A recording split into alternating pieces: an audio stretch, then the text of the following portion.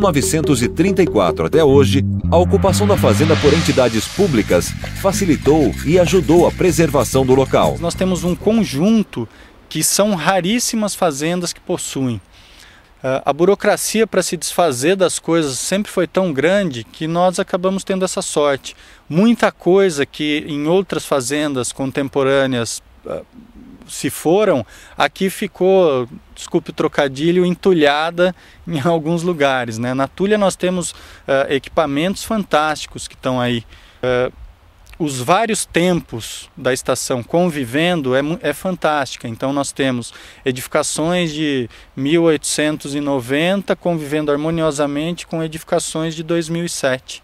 Então isso é muito importante. E aqui estão algumas máquinas interessantes, como a selecionadora de tamanhos de grãos. Eles procuravam atingir um tamanho, um número de grande aceitação internacional, portanto grãos graúdos, um determinado tamanho de grãos que eram mais valorizados no mercado, e essas máquinas ficavam neste galpão, eram aquelas do fundo. Depois esses grãos eram despolpados nas máquinas que estão à minha esquerda, né? E em seguida lavados e conduzidos ao primeiro ao primeiro terreiro de secagem através da água. Apesar de rústico, o sistema de condução de grãos era dotado de uma tecnologia que permitia a seleção a partir do seu beneficiamento, logo após a colheita. O café, em geral, era para exportação, né? Obviamente, ele separavam os tipos de café, né? Nós temos um sistema aqui de beneficiamento que ele possibilitava, por meio de utilização da água, pré-separar os cafés, então por flotação, né? Então o café de melhor qualidade, ele vinha correndo, ele era mais denso, vinha correndo por baixo dos dutos, das canaletas. Tinha o café que era chamado de café boia, que era o café de pior qualidade, vinha boiando. Normalmente era o café mais verde, né, nesse tipo de... E aí, conforme se abria um sistema de comportas que nós temos lá no terreiro, que são naqueles aquedutos bonitos que temos lá, você já pré-separava o próprio café. Então, os melhores cafés eram exportados, isso com certeza. E os piores cafés eram para utilização ou no estado, ou na cidade, ou na fazenda. Esses tanques que estão aqui, por exemplo, que nós estamos vendo, né, são tanques que ficavam lotados com água em turbulência, recebendo grãos de café que eram conduzidos por subterrâneos até o primeiro terreiro de secagem. O trabalho era lento, demorando entre 20 a 30 dias para que uma carga de café fosse ensacada e enviada ao seu destino final. A secagem é a exposição ao sol durante vários dias, né? À noite, o grão que estava distribuído ao longo do terreiro era reunido em montes. Os montes eram cobertos com encerados por conta de não se umedecerem com o orvalho, né? No outro dia seguinte, volta-se tudo novamente, tira-se o encerado de cima, se esparrama o grão do café, até que os técnicos fossem avaliando que aquele café estava em posição, em condições de ser armazenado na tulha.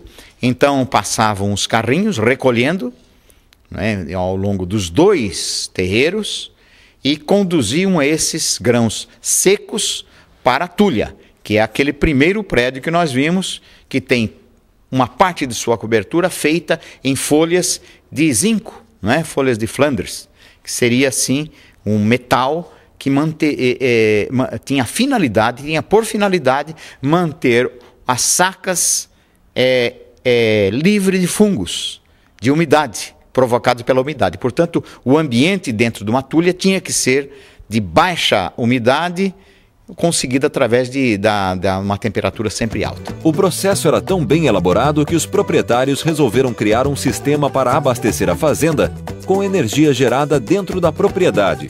Para isso, usaram a água de um rio que corta a Lajeado para movimentar uma mini usina geradora de energia. A usina de energia elétrica é um dos mais curiosos engenhos aqui da Fazenda Lajeado, porque ela utilizava vários recursos da engenharia de cálculos, de inventivas, num momento em que era muito difícil das coisas serem realizadas longe, no interior. Por exemplo, ela utilizava-se de 2 conjuntos de comportas. Este é o primeiro. A água chegava até aqui, através de uma calçada, por declive, a partir do rio Lavapés, captada mais ou menos na altura da entrada do lajeado, da fazenda. Chegava por declive, vinha descendo uma calçada, né, por uma canaleta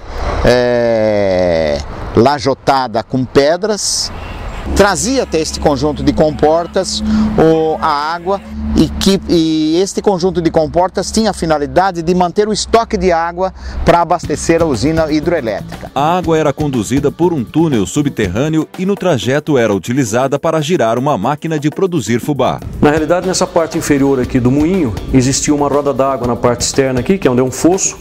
Essa água vinha do Ribeirão Lavapés e através dessa roda d'água tinha todo um mecanismo que fazia funcionar a pedra do moinho que fica na parte de cima para a produção do fubá. Por estar preservado, o sistema de geração de energia da Lajeado ainda tem condições de ser colocado em funcionamento, inclusive com a possibilidade de usar equipamentos do século passado. Nós já estamos trabalhando a limpeza de todo a linha de dutos que fazia a água chegar e ela tem a condição de ser remontada. A ideia é essa. Nós temos inclusive os próprios equipamentos originais dela, que nós não sabemos ainda se eles têm condições de ser reimplantados, mas eles estão todos aí. A ideia seria muito bonito se conseguíssemos gerar energia com os próprios equipamentos originais restaurados, né? Olha só, através deste tubo a água era conduzida do último conjunto de comportas para a casa de máquinas. É um tubo, vou precisar melhor a dimensão dele, em torno de meio metro, 45 centímetros de diâmetro, né? Talvez 50 centímetros de diâmetro, inteiro de ferro fundido, né? Inteiramente arrebitado, com pontas arrebitadas de arrebite, não é? E ligado um ao outro através de parafuso com porcas, né? Este conjunto que sobrevive até hoje, 2007, é um conjunto que se imagina tenha sido criado antes ainda da passagem da propriedade de João Batista da Rocha Conceição para o governo federal, ou seja, em 1934, porque é um sistema muito antigo, muito engenhoso, muito bem bolado. A diretoria da faculdade, que ocupa a área atualmente, criou uma comissão que trabalha junto com o poder público, privado e também uma fundação estadual, visando colocar em prática projetos para recuperar a área histórica deste local. E essa revitalização envolve não só a manutenção do que já existe, mas também, evidentemente, a recuperação daquilo que eventualmente está passando por um processo de deteriorização. Essa recuperação ela vai ser feita com certeza com uma maior agilidade a partir do momento que a gente conseguir o tombamento estadual.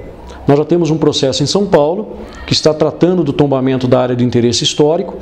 A gente espera que até o final do ano de 2007 a gente consiga ter esse projeto aprovado e a partir do momento que a gente tiver esse projeto aprovado, evidentemente que a gente vai ter mais condição de captar recursos, tanto da iniciativa privada, com apoio através da Lei Rouanet, como também de órgãos públicos. Desde 2005, quando teve início o projeto de revitalização do uso da área histórica, entre outras ações, já foram recuperados prédios, objetos antigos foram restaurados e foi feita a preparação de infraestrutura para turismo histórico e ambiental. A ideia final do projeto de revitalização de todo o uso da área histórica aqui, a ideia final é retomar o funcionamento completo do mecanismo de beneficiamento, todo o sistema, desde a área do plantio, separar em 3 talhões diferenciados.